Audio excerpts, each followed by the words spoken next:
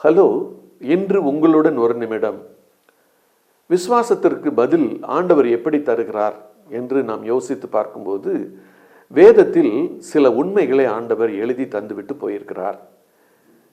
அந்த உண்மையின்படி நம்ம பார்ப்போம்னு சொன்னா, ஆண்டவர் சில நேரங்களில் உடனே பதில் தருகிறவர், சில நேரங்களில் சில காலங்கள் எடுத்துக்கொண்டு அதன் பிறகு பதில் தருகிறவர், சில ஜெபங்களுக்கு பதில் நீண்ட காலம் கழித்து கிடைக்கக்கூடிய ஒன்றாகவும் இருக்கிறது.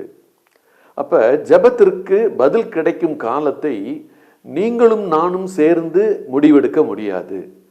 அது கர்த்தருடைய கரத்தில். அதனால தான் வேத புத்தகம் என்ன சொல்லுகிறது?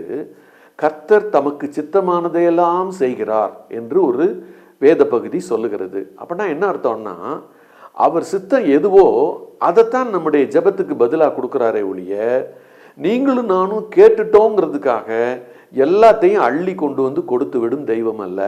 நமக்கு எது தேவையோ, எது அவசியமோ, எது மிக மிக அவசியமான ஒன்றோ அதை அவர் உடனே தருகிறார்.